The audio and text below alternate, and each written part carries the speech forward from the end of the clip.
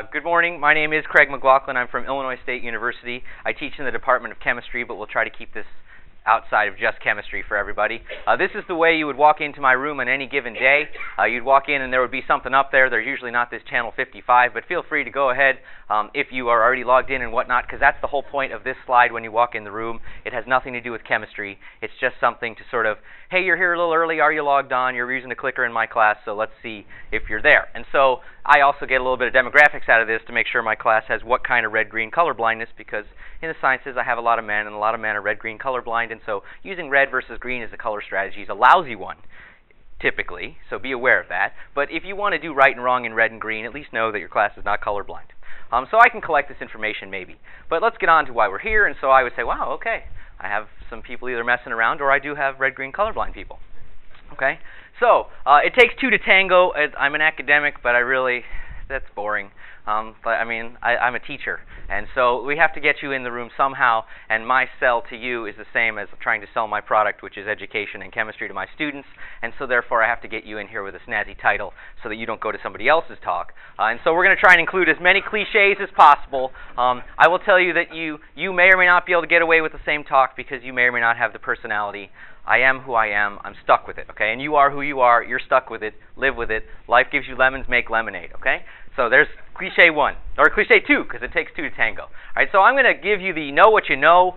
I'll get the students to buy in, I hope. I should probably put my glasses on so I can see my own slides. We're going to do some logistics/fun, and then a little bit of applications via example. I'm on day 2, so I've tried to incorporate a couple of things that we learned on day 1 so this is not totally repetitive, and try to take some of the lessons we learned yesterday and build them in, okay? So, and then a little bit of data just to show that I'm not making this up. So you have to know where you came from. I guess it's appropriate that there's no bio for me, right? I am at Illinois State right now. I did my undergraduate out east in Cambridge, Massachusetts at Harvard, and then I came to the Midwest to go to Northwestern, and then I went back east, and then I came back to the Midwest to raise a family and teach, etc. And so I'm at a large 22,000-person comprehensive university that fashions itself as a small liberal arts institution, and I love to teach. We teach at least 9 hours every semester, and then we carry research on top of that. So we have sort of the worst of all worlds. I first used a clicker in 1993 in a physics class as an undergraduate, and so this is not a new technology. I was pleased to see the slide yesterday where this has been around for a lot longer. I mean, I've been going to the science museums as a little kid where you get to sit in the chair and make things happen based on pressing the buttons. This is not new, okay? Your students don't feel that way, but this is not new. So I can tell them I used a clicker when I was your age, and so I'm a lot older than I look, okay? And they don't believe that. But so this is around a long time. As a student, I hated these things, and so I knew that. And so I needed a way to beat that, okay? The only thing it really made me do was be mad that I had to go to physics class at 9 o'clock in the morning, and he was going to ask these quiz questions, okay? So I had to beat that. Then the other thing I have going for me is that I'm an experimentalist by nature. I'm a chemist, and so I spend a lot of time in the lab. And 90% of my time, I fail, okay? That's what I do. I go out there, I try to do things that have never been done before. They fail almost 90% of the time. If I don't learn anything from those, I'm wasting my time. But every time I fail, I better learn, I better devise a new experiment. I better devise a new experiment. I can't stop that part of my brain when I get to the classroom.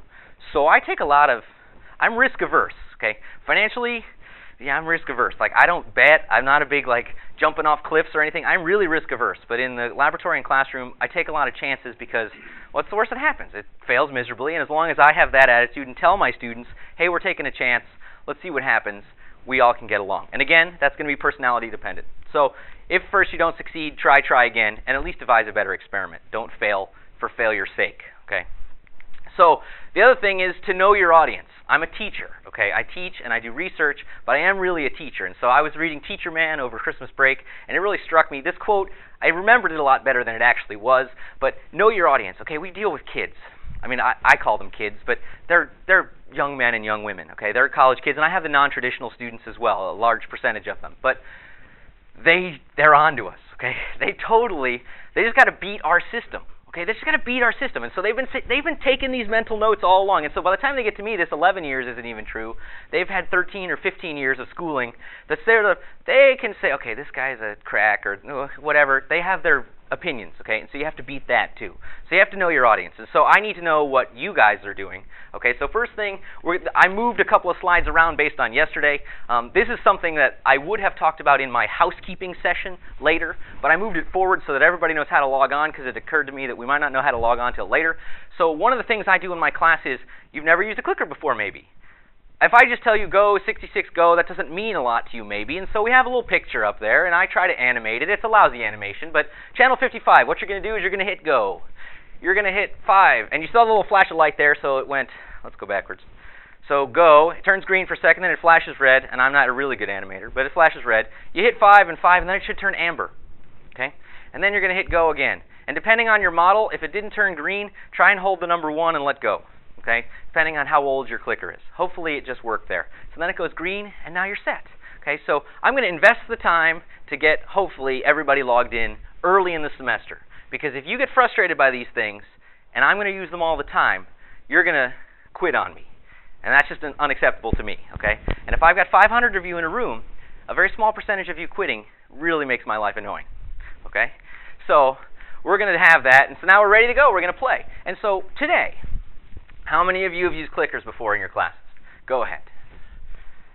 1, 2, 3, 4, 5, 6, 7, 8, 9, 10, 11, 12, 13, 14, 15, 18. I got 18 people. All right. Feel free to play along no matter who you are, because I am not from Turning Point. So, okay. All right. So, okay, 13 people, and we have the USA Today style of plotting, okay? A very small difference is accentuated greatly here for you, okay? And so even though it's pretty much 50-50, we have the huge, overwhelming no, okay? So be aware of that we have a pretty much 50-50 split here, but it's a little bit more no than yes. Good to know. Okay, has your campus adopted this technology so that I know who I'm talking to as well? By adopting, I mean like ISU has said Turning Point is our clicker of choice. And so pretty much every student I can expect owns one. Or do you have a campus where you have them on carts, you wheel them out, the faculty member deals them out, and then you can use them for that class period, or for a semester for one person's class, right? And if you're not sure, that's fine. I'm just kind of curious. All right, so everybody's logged in, clicked in, it looks like. And so class by class. Okay, so that'll change some of what I have to say. Who am I talking to? I'm pretty sure by looking around who I'm talking to, but I'm pretty sure yesterday there was a room that I swear 2 would have dominated the voting. That class, their required attendance is over. And so, all right, super. We got more responses. That's good. More people are playing along. We got a good split here, though. And then your field. What is your field best described as? Science, technology, humanities, business, education, other.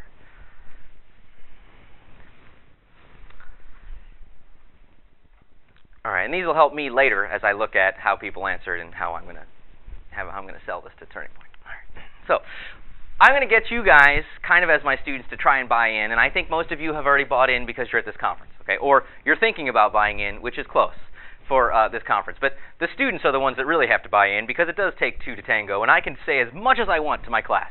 I can teach them everything.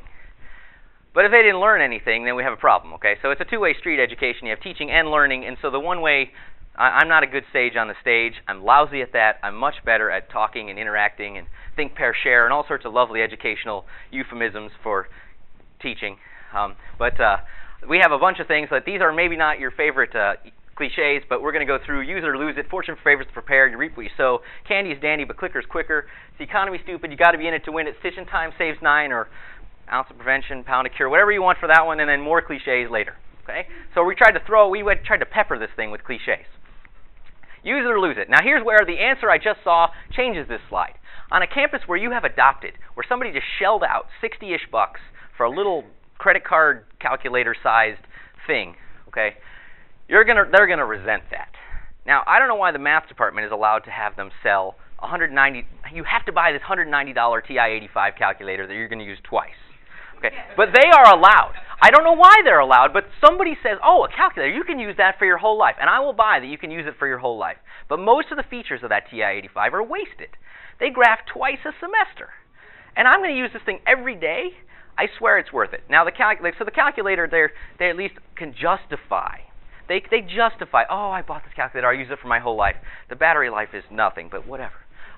So I have an $8.99 calculator that I've owned since 1990, and it still works because it's a solar. And I tell them that one is the one I use because I know how to use it. You don't know how to use the TI-85, and that's why you're allowed to use it in my class. Because if you guys could really download all the stuff on there like you could, it would be banned. Okay? So this is not new technology. It's not new technology. Okay? So you need to be aware that I tell them that I used it as a student. They don't buy that necessarily, but now I'm going to tell them this has been around since the 60s, and that will even be more. They're like, oh, that's way old. Okay? So they got to feel like they're getting their money's worth. And so if you're on an adopted campus like mine, this is a much bigger deal. If you haven't adopted and you bought them and you're shelling them out and saying, hey, we're going to have fun today and use the clickers, that's going to work. And so you don't have to worry about this. But for me, if I'm not using it 2 to 15 times a class, they somehow are feeling like, wait, I didn't have to use my clicker today.